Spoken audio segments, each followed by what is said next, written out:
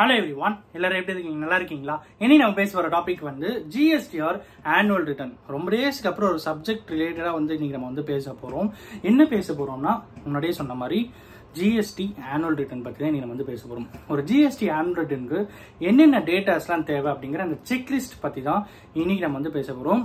இன்னைக்கு இந்த 7 நிமிஷத்துலயோ 5 நிமிஷத்துலயோ 6 நிமிஷத்துலயோ இந்த வீடியோலயே ஃபுல்லா GST annual return பத்தி எல்லாமே கவர் பண்ணிட முடியாது. பட் செக்லிஸ்ட் மேஜரா என்னென்ன தேவைப்படும், எதுக்காக தேவைப்படும் அப்படிங்கிற எல்லா விஷயங்களும் இன்னைக்கு நம்ம ரொம்பவே எலாபரேட்டடா டிஸ்கஸ் பண்ணலாம். ஸோ ஃபர்ஸ்ட் விஷயம் என்ன அப்படின்னு பார்த்தீங்கன்னா GSTR 1, GSTR 3B. அதுல இருக்கிற சேல் வேல்யூ என்ன, எவ்வளவு பர்ச்சேஸ் புக் பண்ணிருக்கோம், எவ்வளவு இன்புட் டாக்ஸ் எடுத்திருக்கோம், எவ்வளவு டாக்ஸ் அமௌண்ட் கட்டியிருக்கோம், அந்த எல்லா டீடைல்ஸ். அப்புறம் டர்ன் ஓவர், IGST எவ்வளோ, CGST எவ்வளோ, SGST எவ்வளோ, B2B இன்வாய்சஸ் எவ்வளோ, B2C இன்வாய்சஸ் எவ்வளோங்கிற எல்லா டீடைல்ஸ் ஒரு பக்கம் வேணும். ஸோ ரெண்டாவது டாலி டேட்டா.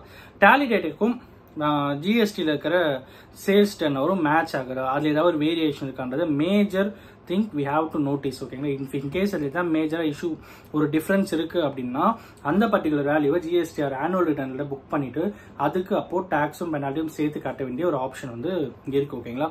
அப்பயும் தாண்டி போனாதான் பெனால்ட்டி ஆடிட்டுன்னு சொல்லிட்டு இன்னும் எக்ஸ்ட்ராவா வரும். முன்னாடியே செக் பண்ணி கிராஸ் வெரிஃபை பண்ணி ஃபைல் பண்ணிக்கிறது ரொம்ப ரொம்ப நல்ல விஷயம் அப்படின்னா. GSTR ஆனுவல் ரிட்டர்னுக்கு GSTR 1, 3B, bank statement, Tally data. Bank ஸ்டேட்மெண்டா அது எதுக்கு அப்படின்னு கேட்டீங்கன்னா பேங்க் ஸ்டேட்மெண்ட்ல என்ன டேட்டா இருக்கு அப்படிங்கிறது ரொம்ப ரொம்ப இம்பார்ட்டன்டான ஒரு விஷயம்.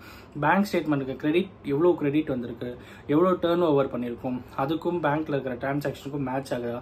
இஃப் இன்கேஸ் அவங்க ஓடி வாங்கியிருக்காங்க, கிளைண்ட் ஓடி வாங்கியிருக்காங்க, சிசி லிமிட் இருக்கு அப்படின்னா அதுல இருக்கிற டர்ன் ஓவருக்கும் விச் மீன்ஸ் அதுல இருக்கிற லிமிட்டுக்கும் அதுல இருக்கிற 5 டைம்ஸ் டர்ன் ஓவர் இவங்க சாட்டிஸ்ஃபை பண்ணியிருக்காங்களா இல்லையா, பேங்கிங் நார்ம்ஸ் படி டர்ன் ஓவர் இருக்கா இல்லை அப்படின்னா லிமிட் குறையறதுக்கான வாய்ப்புகள் அதிகமாகவே இருக்கும்.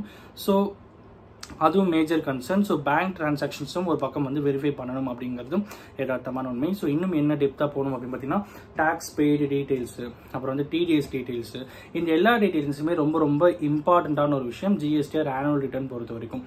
டு பி ப்ரிசைஸ் என்னென்ன அப்படின்னு பார்த்தீங்கன்னா GSTR 1, GSTR 2A, GSTR 2B.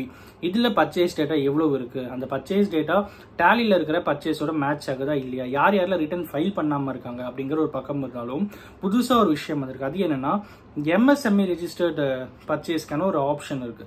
So MSME registered purchase யார் யாருக்கிட்டலாம் பர்ச்சேஸ் பண்ணியிருக்கோம், யார் யாருக்கெல்லாம் சேல் பண்ணியிருக்கோம், அதுக்கான பேமெண்ட், அதுக்கான நம்ம பண்ண வேண்டிய பே அவுட், நம்ம பண்ண பேமெண்ட் இது எல்லாமே கரெக்டாக வந்திருக்கா இல்லையா அப்படிங்கிற எல்லா டீடைல்ஸுமே நம்ம வெரிஃபை பண்ணணும். ஜிஎஸ்டியை பொறுத்த வரைக்கும் நம்ம டாலி டேட்டாவில் இருக்கிற பர்ச்சேஸ்ல இருக்கிற எல்லா பார்ட்டிஸுமே ப்ராப்பராக ரிட்டர்ன் ஃபைல் பண்ணிட்டாங்களா, அதில் இருக்கிற இன்புட் நம்ம கிளைம் பண்ணிட்டோமா இல்லையா அப்படிங்கிறது ஒரு பக்கம் இருக்கு. இன்னொன்று என்ன பார்த்தா ரிவர்சல் சார்ஜ். ரிவர்சல் சார்ஜ் பொறுத்த வரைக்கும் கேபிட்டல் குட்ஸ் ஏதாவது நீங்க புக் பண்ணிருக்கீங்க, ஐடிசி எடுத்துட்டீங்கன்னா அதை ரிவர்ஸ் பண்ண வேண்டிய சிச்சுவேஷன். ஸோ அதையும் நீங்க இப்பவே பண்றது ரொம்ப ரொம்ப பெட்டரான ஒரு விஷயம்.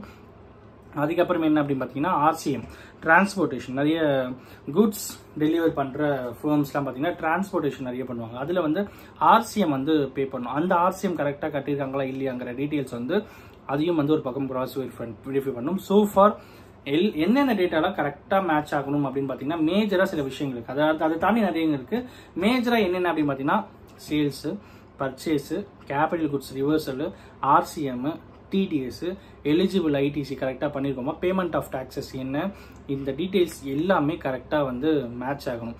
எந்த எலிஜிபிள் ITC எப்போ நம்ம புக் பண்ணியிருக்கோம், ITC கரெக்டாக புக் பண்ணியிருக்கோமா இல்லையா, 2A படி எடுத்துருக்கோமா, 2B படி எடுத்துருக்கணுமா, 2B படி தான் எடுத்துருக்கணும், 2A படி எடுத்திருந்தா அதுவும் தப்பு, 2B படி கரெக்டாக இன்புட் எடுத்துருக்கோமா இல்லையாங்கிற எல்லா டீடைல்ஸுமே ஒரு பக்கம் ப்ராப்பராக செக் பண்ணி ஃபைல் பண்ண வேண்டியது அவர் ரெஸ்பான்சிபிலிட்டி அப்படின்னும் போது. ஸோ அதை பொறுத்த வரைக்கும் GSTRல இவ்வளவு பெரிய விஷயங்கள் இருக்கு. இதை தாண்டி GST நிறைய விஷயங்கள் பேசுறதுக்கு இருக்கு.